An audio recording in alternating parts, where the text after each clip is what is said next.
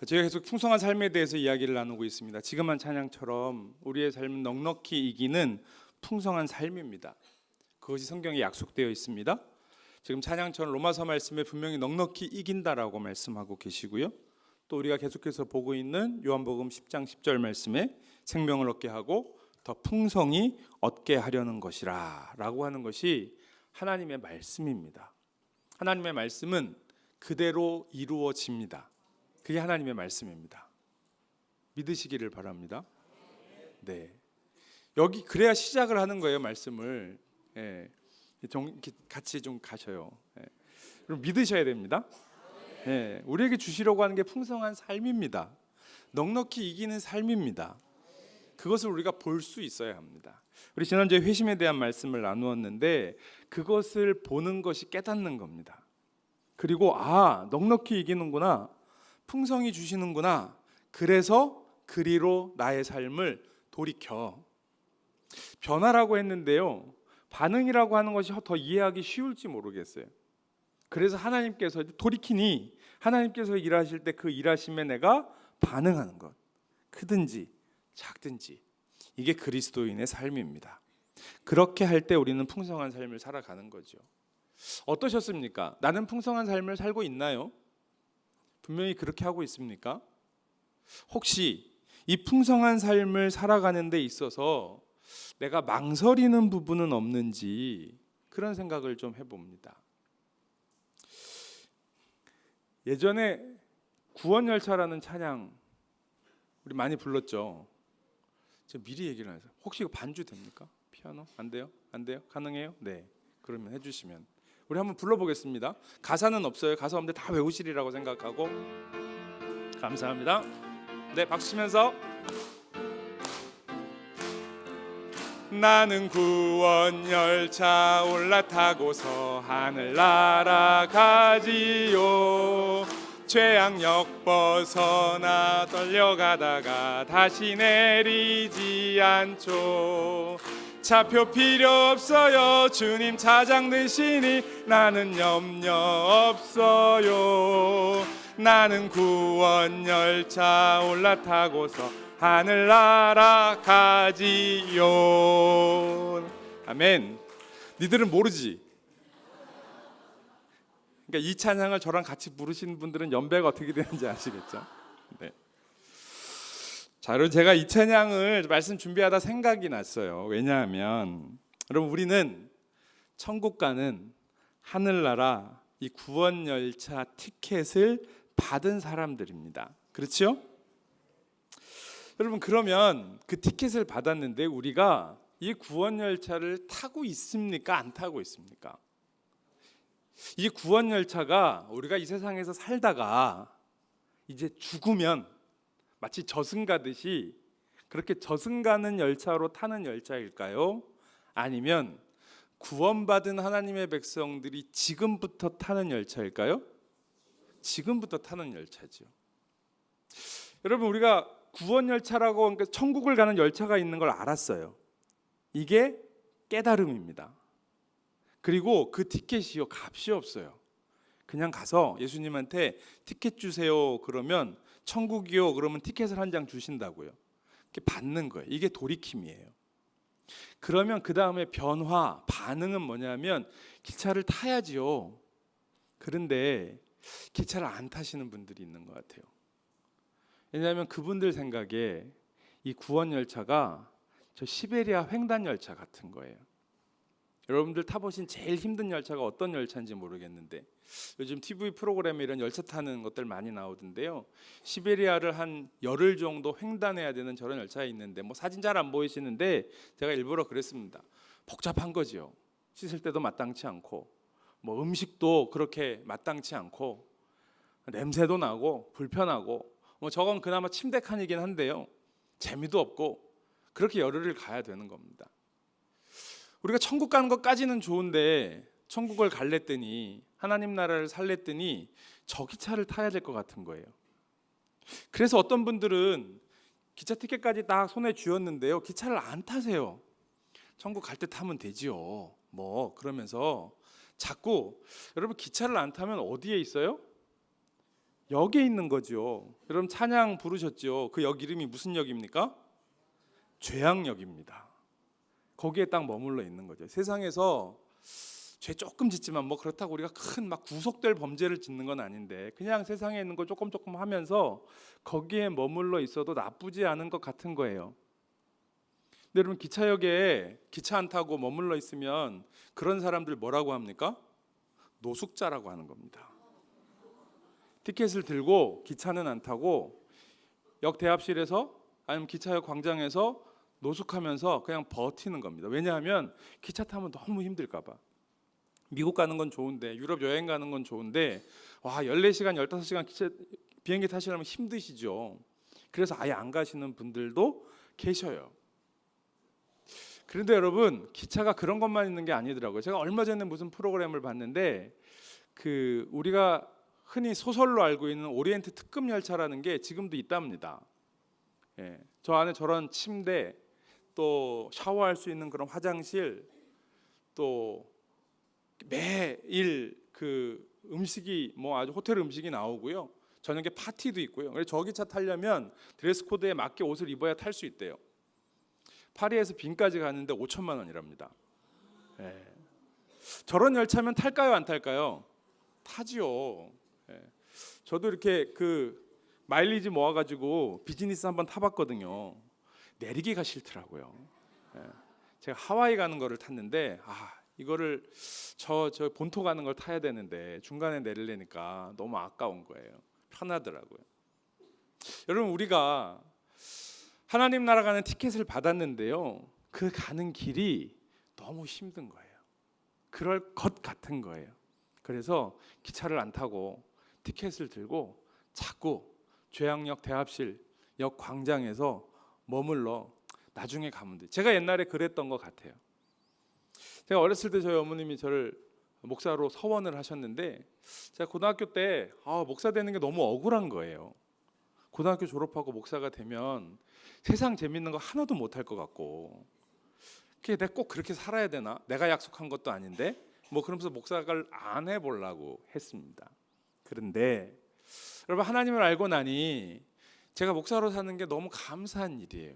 아니 목사이기 이전에 내가 그리스도인으로 하나님이 주신 이 구원의 삶을 살아가는 게 매일매일이 감사합니다.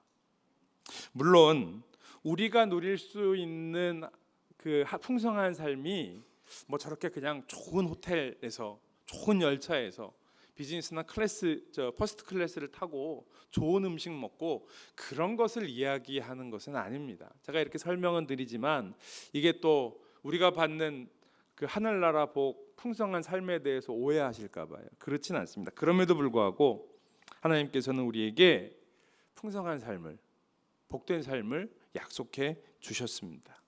그러니까 회심하고 하나님 나라 백성으로 사는 것을 너무 두려워하지 마시기를 바랍니다. 오히려 내가 그 구원 열차를 타면 내가 하나님의 말씀에 반응하면 하나님께서 나에게 주시는 기쁨이 무엇인지를 기대하고 누리시기를 주님의 이름으로 축원을 드립니다. 마태복음 11장 28절 말씀에 예수님은 그래서 이렇게 말씀을 하셨어요. 같이 읽습니다. 시작. 수고하고 무거운 짐진 자들아 다 내게로 오라. 내가 너희를 쉬게 하리라. 나는 마음이 온유하고 겸손하니 낭의 멍에를 메고 내게 배우라. 그리하면 너희 마음이 쉼을 얻으리니 이는 내 멍에는 쉽고 내 짐은 가벼움이라 하시니라. 아멘. 네, 여러분 하나님께서 우리에게 주시는 것은 그렇습니다. 쉽고 가벼운데 풍성해요.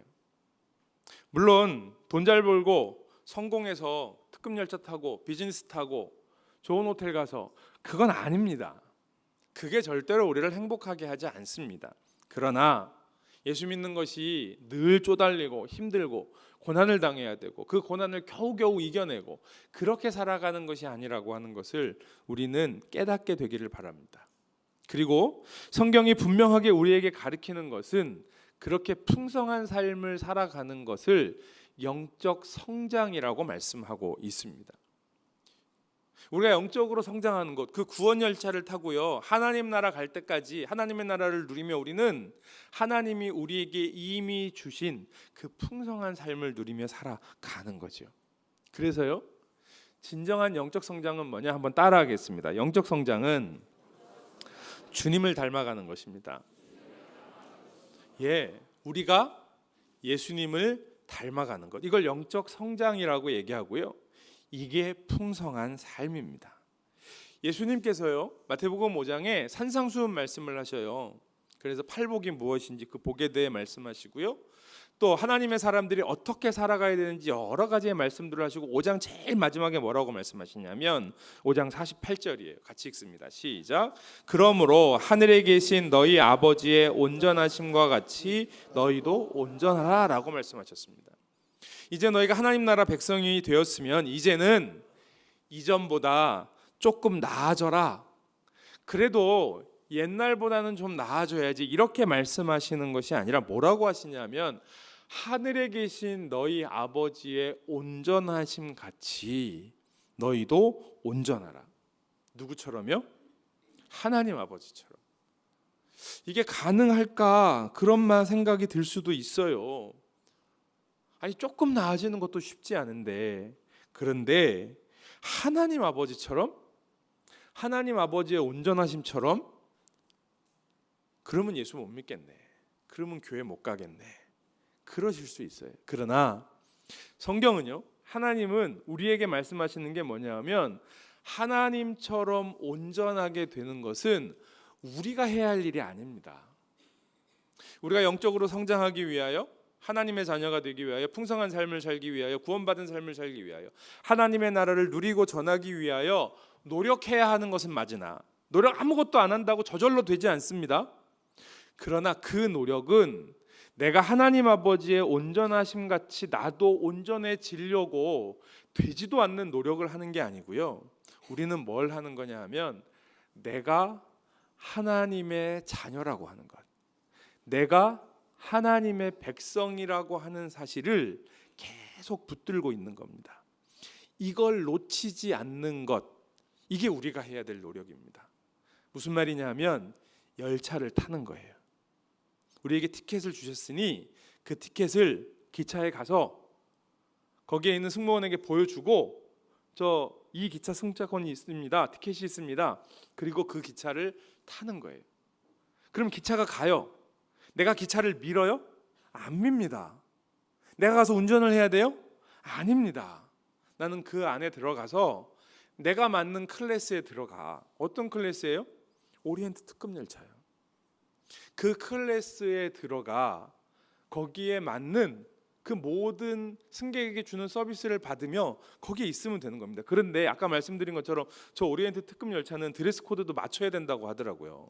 아유, 나는 그런 거 싫으니까 난 괜찮아요. 그리고 반바지 입고 슬리퍼 신고 돌아다니면 안 된대요. 아예 객실 밖으로 나오지도 못한다고 그러더라고요. 그런데 거기에 맞게 나의 인생의 삶의 방법과 태도와 품위와 이것들을 지켜가며 뭐에 맞게요? 그리스도인답게 그렇게 살아가는 겁니다.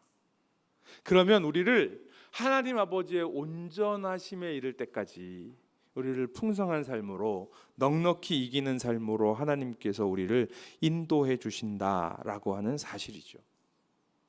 영적인 성장은 다른 게 아닙니다. 내가 성경 공부 더 많이 하냐? 아닙니다. 기도 시간이 늘어난다? 아닙니다.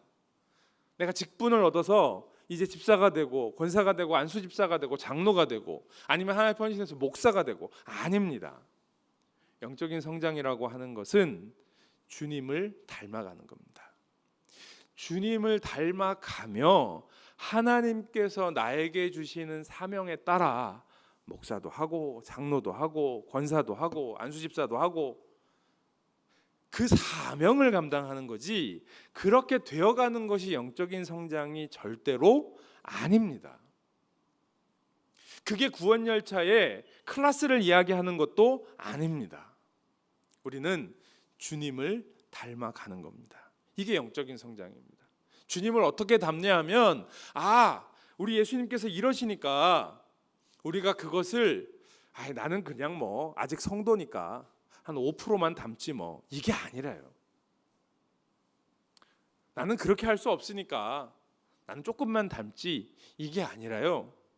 하나님 아버지의 온전하심 같이 우리도 온전하여지는 그 길을 걸어가는 것. 그게 바로 영적인 성장입니다. 그렇게 영적으로 성장하면, 우리가 예수님 닮으면, 하나님 아버지의 온전하심 같이 온전하면 행복할까요? 안 행복할까요? 풍성할까요? 안 풍성할까요? 이걸 잘 모르시겠으니까 기차를 안 타시는 거예요. 저기 글쎄 좋다고는 하는데 잘 모르겠는데, 그 기차에 타고 있는 사람이 여기 엄청 좋으니까 빨리 오세요 라고 하는데, 그걸 내가 어디서 봤으면 모르겠는데 그동안 내가 살아왔던 삶은 고아로 태어나 역전해서 그 기차에서 내리는 사람들이 지나가면서 던져주는 것, 그냥 그거 정도 받아 먹었어요. 이게 하나님이 주시는 복이라고. 그래갖고 그거 맛보면서 그것도 참 좋았어요. 맨날 굶다가 거기 내리는 사람들이 승객들이 나오는데 그 사람들이 남은 거라고, 이거 거기서 주던 거라고, 아이고 당신 힘들고 어려운데 이거라도 드세요 했는데, 그래서 좋았어요. 맨날 다음 열차 오는 거 기다리고, 그 사람들이 주는 은혜 기다리고, 그렇게 살아갈 수는 없지 않나는 거죠. 영적 성장은 이게 얼마나 좋은지 내가 보여주셨으니, 그 기차도 보여주셨고 티켓도 받았으니 그 기차에 타고, 그래서 그 풍성한 삶을, 그 길을 걸어가는 겁니다. 그것을 오늘 우리가 읽은 에베소서 4장 13절 말씀에 그것이 무엇인지를 이야기하고 있습니다. 4장 13절을 한번 같이 읽겠습니다. 시작. 우리가 다 하나님의 아들을 믿는 것과 아는 일에 하나가 되어 온전한 사람을 이루어 그리스도의 장성한 분량이 충만한 데까지 이르리니. 아멘. 자, 여러분, 여기에 영적 성장이 무엇인지가 들어가 있어요. 첫 번째는 뭐냐면, 영적 성장의 목표는 그리스도의 장성한 분량이 충만한 데까지 이르는 것입니다. 하나님 아버지의 온전하심 같이 우리가 온전해지는 것처럼, 그 하나님 아버지의 온전하심을 실제로 이루신 분이 예수님이시란 말이에요.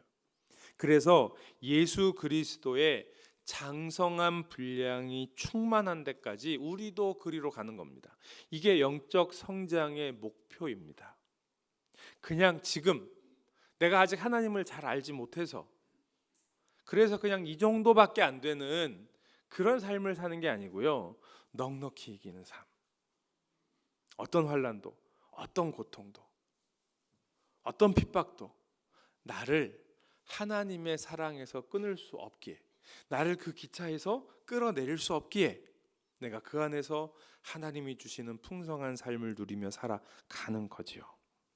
이게 바로 우리의 영적 성장의 목표입니다. 다시 말씀드립니다. 저는 그럴 능력이 없습니다. 네, 안 그러셔도 됩니다. 내가 능력이 없다고 그 기차를 못 타는 거 아닙니다. 내 능력이 아닙니다. 주님이 그 일을 하시는 겁니다. 나는 그걸 매일매일 누리며, 하나님께서 나의 삶 가운데 하시는 일, 모든 사람에게 똑같이 주님은 일하십니다. 목사만 사랑해서 목사한테만 일 많이 하시고요, 성도님한테는 안 하시지 않아요. 아브라함이나 베드로나 바울 같은 사람들에게 일하셨던 하나님이요, 우리 하나님이시에요. 그 하나님의 제자 그거 아니에요. 그 하나님이 우리의 하나님이 되시는 겁니다. 그러니까 아브라함에게 하셨던 것 똑같이, 베드로에게 하셨던 것 똑같이, 바울에게 하셨던 것 똑같이 우리에게도 하십니다. 그래서 겁나는데요, 그러시는 분들 혹시 계실까 모르겠어요. 그렇지 않습니다. 우리가 감당할 수 있을 만큼, 또 우리를 감당할 수 있도록 지키시는 하나님이시라고 하는 거죠. 우리의 삶은요, 그래서 그 하나님의 형상, 그리스도의 형상이 온전하게 드러나도록 하는 것입니다. 이 13절 말씀을 메시지 성경, 제가 가끔 말씀드리니 메시지라고 하는 성경에서 이렇게 번역을 했어요. 충분히 성숙한 어른이 되고 안팎으로 충분히 개발되어 그리스도처럼 충만하게 살도록 하시려는 것입니다. 이렇게 번역을 했어요.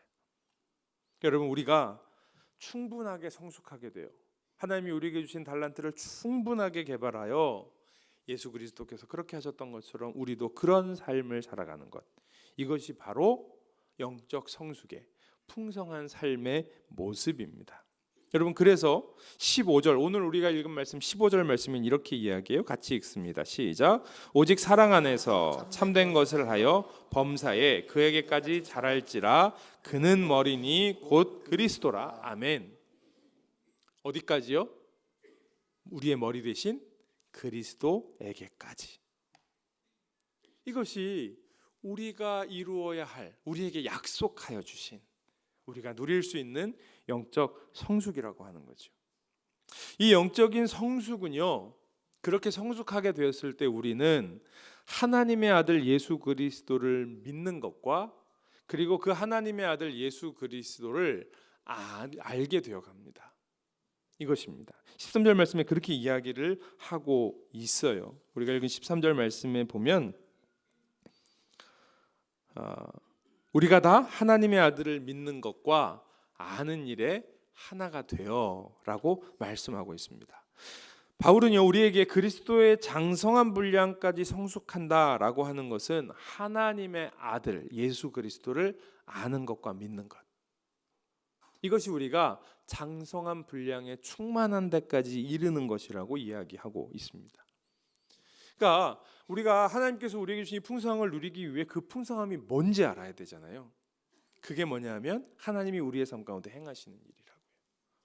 아브라함과 이삭과 야곱에게 행하셨던 하나님, 모세와 이스라엘 백성들과 함께 하셨던 하나님, 모세에게 여호수아에게 강하고 담대하라라고 말씀하셨던 하나님, 베드로와 그 제자들에게 그리고 바울을 사도로 삼아 하나님 나라의 놀라운 일들을 이루셨던 그 하나님이 하시는 일, 그게 오늘 우리의 삶 가운데 있다고요.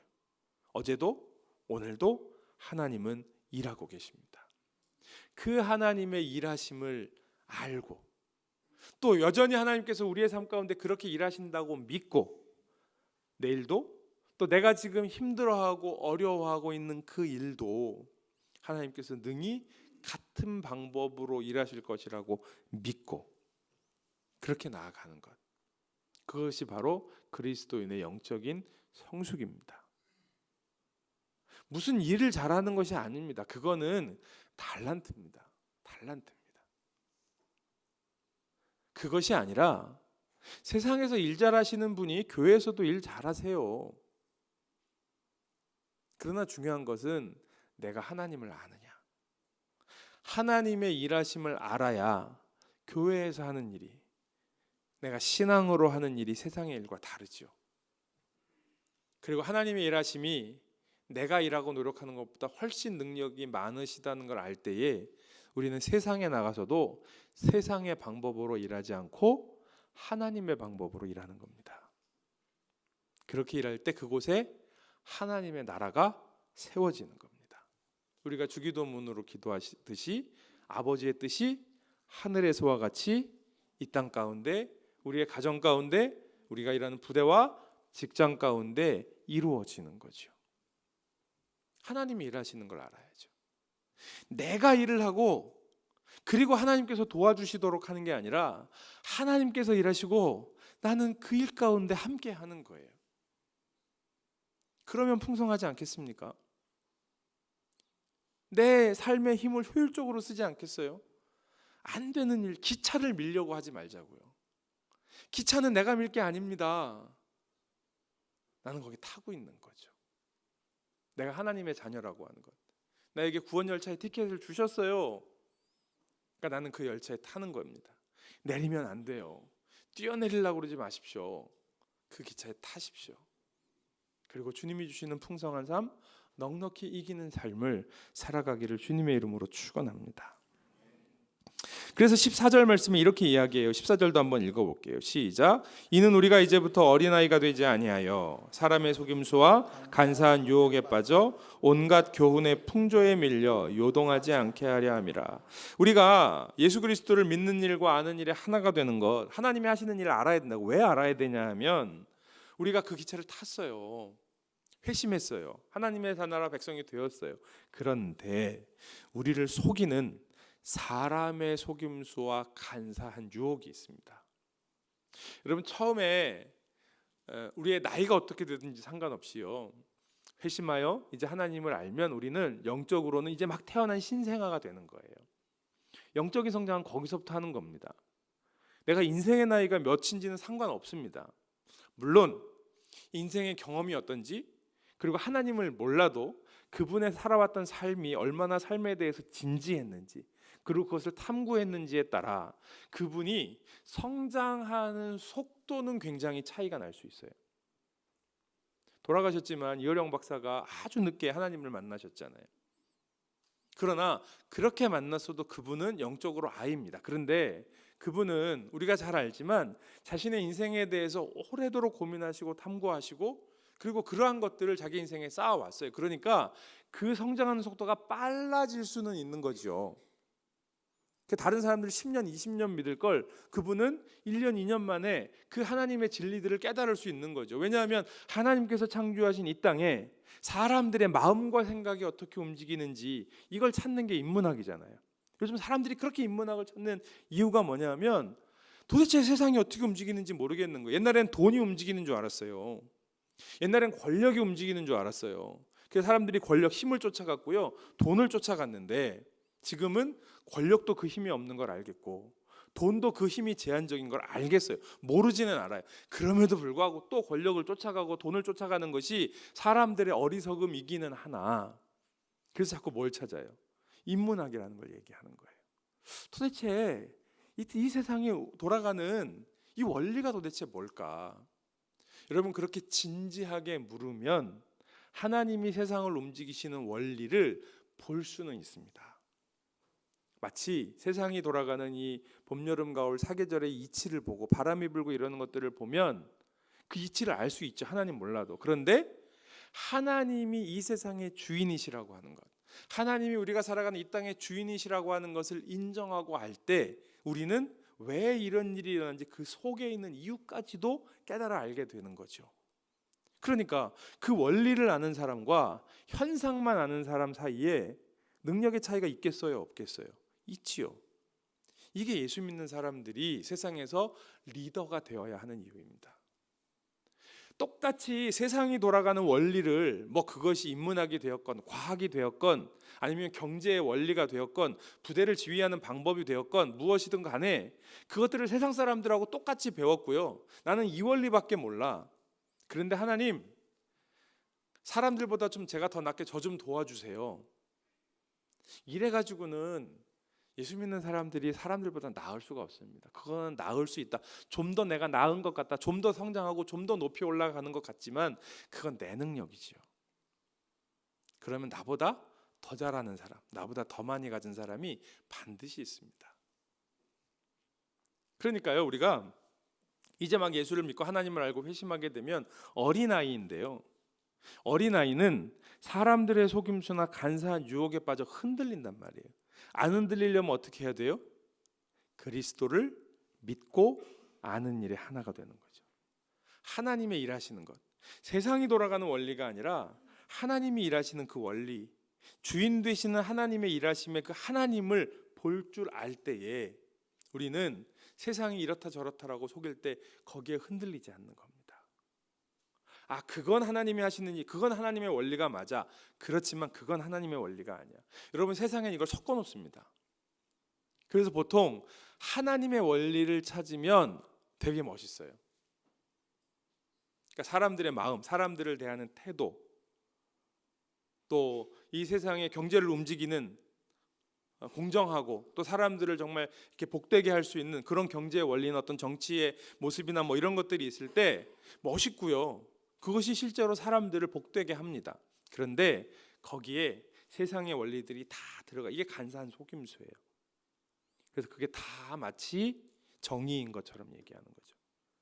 그리스도인들은 하나님의 말씀, 하나님의 원리로 이것들을 잘 분별해야 됩니다. 그러기 위해 뭘 해야 돼요? 그리스도를 믿고 아는 일에 하나가 되어 세상을 분별할 수 있어야 되는 거죠. 이게 영적 성숙입니다. 그러니까 교회에서 신앙생활 잘하는 것만이 아니에요. 기도 많이 하시고 예배 시간 잘 지키시고 말씀 공부하고 중요합니다. 그러나 그것을 가지고 하나님께서 이 땅을 어떻게 움직이시는지, 어떻게 오늘도 나의 삶과 우리의 삶 가운데 이 땅 가운데 일하시는지를 보고 그 하나님의 일하심을 분별하고 선포하고 사람들에게 알려주어야 합니다. 이게 그리스도인의 삶이죠. 어떻게 그것을 할 수 있냐? 그 방법이 뭐냐 하면 우리 13절에 나와 있는 말씀, 우리가 하나님의 아들을 믿는 것과 아는 일에 하나가 되어 온전한 사람을 이루어. 우리가 하나가 되어 온전한 사람을 이루어. 이게 혼자 안 됩니다. 그럼 분명한 것은 하나님을 믿는 것은 함께 하는 겁니다. 하나가 되는 겁니다. 예수님께서 겟세마네에서 무슨 기도하셨어요? 하나님, 아버지와 내가 하나인 것처럼 저들이 하나가 되게 하셔서, 저들이 하나님을 알아 하나가 되게 하셔서 세상이 아버지를 알게 하여 주옵소서. 여러분, 성경 어디에도 너 혼자 열심히 신앙생활 하라고 이야기하는 게 없습니다. 예수님께서 골방에 들어가서 기도하라고 하시는 것은 네가 기도하는 것을 너의 종교적인 의의로 사람들 앞에 자랑하지 말라는 얘기지 혼자 기도하라는 얘기 아닙니다. 말씀을 공부하는 것도 같이 하는 겁니다. 공동체를 이루어가는 것은 더더군다나 그런 일이지요. 하나님은 우리를 서로를 통해 배우게 하셨습니다. 내가 하나님을 알면, 회심하면요, 그때부터 사람이 보이기 시작합니다. 교회 안에 믿음의 지체들이 보이고요, 가정 안에 가족들이 보이고요, 세상이 보여요. 세상에 하나님을 알지 못하는 사람들이 보이는 거죠. 그러니까 우리가 영적으로 성숙해 간다라고 하는 것은 성도들이 하나가 되어 서로를 온전하게 세워가는 것을 이야기합니다. 어떤 분들은 그렇게 얘기하시는 분들이 있어요. 저는 성향이 내향적인 성향이라, MBTI로 얘기하면 I라, 전 낯가림 많이 해서 전 사람들 많이 모이는데 힘들어요. 저는 혼자 그냥 기도하고 혼자 말씀 보는 게 더 좋아요. 성경 공부도 누구 이러는 거 잘 못하겠어요. 그렇게 얘기하셔요. 그러나 그렇지 않습니다. 16절 말씀 한번 보실래요? 16절 한번 읽어보겠습니다. 시작. 그에게서 온몸이 각 마디를 통하여 도움을 받음으로 연결되고 결합되어 각 지체의 분량대로 역사하여 그 몸을 자라게 하며 사랑 안에서 스스로 세우느니라. 아멘. 자, 여러분, 뭐라고 얘기하냐면 온몸이 각 마디를 통하여 서로 도움을 받습니다. 그렇죠? 서로 도움을 받습니다. 서로 연결되고 결합되어 각자의 분량대로. 뭐냐면 자기 성향도 좋아요. 자기가 가지고 있는 달란트도 좋아요. 믿음의 분량도 좋아요. 그것을 가지고 서로 일하게 되는 거죠. 그렇게 되면 어떻게 되냐면 각 지체의 분량대로 역사하여 그 몸을 자라게 하며 사랑 안에서 스스로 세우느니라. 그렇게 성장하여 자라서 세워져 가는 겁니다. 그러면 그렇게 자라난 그 사람이 또 누군가를 돕게 되는 거죠. 어린아이에서 영적인 청년이 되고 영적인 부모가 되어 또 다른 어린아이를 돕고 섬기는 일들을 하는 거예요. 그게 교회입니다. 교회에서 신앙생활을 오래 하셨으면요, 나의 영적인 자녀가 있어야 돼요. 제가 건방지게 어떻게 누구의 부모가 되고 그렇게 합니까? 아닙니다. 반드시 그렇게 하셔야 됩니다. 성경은 그렇게 하라고 했습니다. 예수님께서 마지막 주신 말씀이 뭐예요? 너희는 가서 모든 민족으로 뭐 해요? 제자를 삼아. 제자 삼아야죠. 바울이 뭐라고 했어요? 나의 영적인 아들 자녀라. 그게 바울만 그러겠어요? 하나님이 바울한테는 영적인 자녀 두는 사명을 주셨고 우리한테는 안 두셨냐고요? 아닙니다. 내 신앙이 자라나면, 우리가 그냥 인생의 삶도 그렇잖아요. 계속해서 자라나면 이제 결혼하고 가정을 이루고 자녀를 두는 것이 하나님이 이 세상을 창조하신 목적입니다. 젊은 분들 혹시 생각을 다르게 하시는 분들이 있을지 모르겠는데 아니에요. 성경은 분명히 그렇게 이야기합니다. 지금의 시대가 결혼하고 아이를 낳기 힘든 세대라고 하는 건 그건 별개예요. 별개예요. 하나님은 사람을 그렇게 창조하셨습니다. 그래서 이 세상 어디에도 같이 부부를 이루고 가정을 이루지 않는 문화는 없습니다. 그 문화를 깨뜨리는 것이 사단의 하는 일입니다. 그래서 우리는 서로 하나가 되어 서로 닮아가는 삶을 살아가는 거죠. 그렇게 살아가게 될 때에 오늘 제가 설교 안에 넣어드렸는데요, 영적 성장의 영역이 있습니다. 마치 지덕체로 성장해야 하는 것처럼 우리가 자녀들을 보면 글쎄 예전에는 지덕체라고 했는데 지금은 보면 일단은 정서적으로 크는 게 제일 중요하겠죠. 아이들이 정서적으로 안정되게 잘 크는 게 제일 중요하고요. 그다음에 건강하게 자라는 거 중요합니다. 그리고 자기가 인생을 살아가면서 필요한 지혜와 지식을 잘 배우고 훈련하는 일이 필요합니다. 적어도 부모님들이 이 세 가지 정도는 보시지 않겠어요? 그죠? 뭐 여기에 뭐 영어가 들어오고 뭐가 들어오는데 그거는 좀 다른 것 같고요. 적어도 이 세 가지. 그래서 아이가 건강이 좀 부족하면 건강을 채워주려고 하시고, 정서적으로 어렸을 때 엄마가 좋아야 하는, 아빠가 좋아야 하는 것들을 잘 주지 못했으면 그것들을 주려고 하고, 하여튼 이것들이 잘 자라 균형 있게 자라도록 하는 것이 부모가 자녀에게 해야 할 일이고 하려고 하는 일이죠. 영적으로도 마찬가지입니다. 영적으로는 뭐냐면 일단 하나님과의 관계예요. 우리가 누가복음 2장 52절 말씀만 볼게요. 한번 같이 읽겠습니다. 시작. 예수는 지혜와 키가 자라가며 하나님과 사람에게 더욱 사랑스러워 하시더라. 아멘. 다른 마태복음의 예수님의 계명, 내 마음을 다하고 목숨을 다하고 뜻을 다하여 주 너의 하나님을 사랑하라. 그리고 내 이웃을 내 자신과 같이 사랑하라. 라고 하는 말씀. 또 에베소 3장에 바울이 에베소 교회 성도들을 위해 했던 기도는 제가 설교 안에 넣어드렸으니까 나중에 보시기를 바라고요. 세 가지 영역이 뭐냐면 첫 번째 하나님과의 관계예요. 우리가 흔히 영성, 신앙이라고 얘기하는 부분입니다. 하나님을 알고 하나님을 사랑하는 것. 그러니까 이 신앙이, 기도가, 예배가, 영성이, 말씀이 자라야 됩니다. 그런데 이것만 자라는 게 영적 성장이 아니라는 거예요. 영적인 성장은 자기 자신과의 관계가 성숙해 가는 겁니다. 나를 용서할 수 있고, 그래서 나를 정말로 사랑하는 거죠. 어떻게 사랑하냐면 하나님을 아니까, 하나님을 알았더니 하나님이 나를 그렇게 사랑하셨네. 옛날에는 나를 아무도 사랑해주지 않은 것 같아서 나는 사랑받을 수 없는 사람이야 라고 생각을 했는데 이제 하나님을 알았어요. 그랬더니 하나님이 나를 그렇게 사랑하셨네. 자기의 목숨을 주셨다네. 그러니 내가 어떻게 나를 안 사랑하냔 말이에요. 자기를 사랑하는 거예요. 그래서 자기와의 관계가 성숙해져 가는 겁니다. 그런데 봤더니 그냥 나만 사랑하신 게 아니라 저 사람도 사랑하셨네. 저 원수 같은 저 사람, 매일 우리 집에 있는 사람. 그런데 하나님이 그렇게 사랑하셔서 나한테 붙여주신 사람이네요. 그래서 다른 사람들과의 관계도 성장하고 회복되고, 그냥 회복만 되는 게 아니에요. 안 미우니까 됐지. 그래도 목사님 요새는 안 미워요.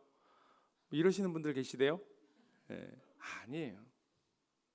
점점 사랑하여 가는 겁니다. 뭐냐면 그 사람이 하는 모습과 상관없이, 자기를 사랑하는 건 어떻게 사랑해요? 내 지금의 모습과 상관없이 나를 사랑하는 것. 이게 자존감이잖아요. 다른 사람은 어떻게 사랑해요? 남편, 아내, 자녀, 교회 식구들, 세상은 어떻게 사랑해요? 그 사람의 모습과 상관없이 사랑하는 것. 이 세 가지의 영역이 같이 성장하는 겁니다. 그렇게 하면 세상을 바라보는 눈도 바뀌고 내가 세상에서 무엇을 해야 하는지도 보게 됩니다. 그러니까 지덕체가 정서적인 것과 건강과 그리고 지혜와 지식이 자라가야 하는 것처럼 우리의 자녀들이, 나도 우리가 영적으로 성장할 때도 하나님과의 관계와 자신과의 관계와 다른 사람들과의 관계를 골고루 성장시켜야 되는 겁니다. 왜 내 삶은 풍성하지 않을까? 나 예배도 열심히 드리는데, 기도 열심히 하는데 왜 나는 풍성하지 않을까요? 하나님과의 관계는 성장하는지 모르겠는데 자기 자신과의 관계, 다른 사람들과의 관계 어떻게 하는지 모르겠으니까요. 아니, 관심을 못 가졌으니까요. 못 봤으니까요. 이것을 같이 보는 것이 영적인 성장입니다. 사랑하는 성도 여러분, 우리가 마태복음 13장 44절 말씀, 이거 한 절 더 보겠습니다. 마지막으로 같이 볼게요. 같이 읽도록 하겠습니다. 네, 읽습니다. 시작. 천국은 마치 밭에 감추인 보화와 같으니 사람이 이를 발견한 후 숨겨두고 기뻐하며 돌아가서 자기의 소유를 다 팔아 그 밭을 사느니라. 아멘. 사랑하는 성도 여러분, 영적으로 성장한다라고 하는 얘기는 뭐냐면 내가 영적으로 살아있다는 얘기입니다. 그렇죠? 죽으면 그때부터 성장 안 하고 어떻게 돼요? 썩습니다. 영적 성장이 없다라고 하면 내가 이미 죽었다는 이야기예요. 영적인 성장은 시무 장로님 계실 때, 시무 권사님 하실 때, 시무 안수 집사님 하실 때, 이때까지만 성장하는 거 아닙니다. 하나님 앞에 갈 때까지, 하나님의 날에 언제까지예요? 하늘에 계신 아버지의 온전하심에 이를 때까지, 그리스도의 장성한 분량에 충만한 데까지 이를 때까지 성장하는 겁니다. 여러분, 제가 내년에 전역한다고 이제 군목 끝나니까 제 성장이 멈춰요? 아니면 이제 내년에 전역할 건데 뭐 그만 성장해야지, 뭘 더해, 이제 어디다 쓰겠다고 그러고 멈춰요? 아닙니다. 제가 저희 교단에서 70세에 은퇴하면 이제 은퇴했으니까 뭐 더 이상은 이제 어디 설교도 못 하니까 누가 초청해줘야 가끔 하는 거지 뭐. 그러니까 멈춰요? 아닙니다. 계속 성장하는 겁니다. 뭐가요? 하나님과의 관계, 나 스스로를 바라보는 나와의 관계, 그리고 다른 사람과의 관계가 계속 성장하는 겁니다. 그렇게 할 때 우리를 통하여 하나님 나라의 그 풍성함이 드러나는 거고요, 우리가 그 하나님 나라를 누릴 수 있는 거죠. 우리는 하나님 나라를 발견한 사람들입니다. 그 밭에 감추인 보화를 보았습니다. 그러니까요, 그것을 위하여 자기의 소유를 다 팔아 그 밭을 산다는 건 구원 열차의 티켓을 사시라는 이야기가 아닙니다. 구원 열차를 타고 그 안에서 우리를 계속해서 성장시키시고 풍성하게 하시는 하나님의 은혜를 누리라는 겁니다. 힘을 잘 써야 돼요. 힘을 어디다 써야 되는지 생각을 하십시오. 기차 미는데 힘쓰지 마십시오. 기차는 하나님이 끌고 가십니다. 우리는 내가 그 기차에 타고 있다는 사실을 깨닫고, 그리고 그곳에서 하나님이 우리에게 주시는 그 복을 누리는 일들을 하는 거죠. 그러면 거기에는 내가 다른 사람을 위해 봉사하는 일도 있고, 나 스스로를 보는 일도 있고, 하나님 앞에 더 나아가기 위해 말씀 보고 기도해야 되는 일도 있고, 그 모든 일들을 하며 나아가는 거죠. 이 풍성함이 우리 가운데 있기를 주님의 이름으로 간절히 축원합니다.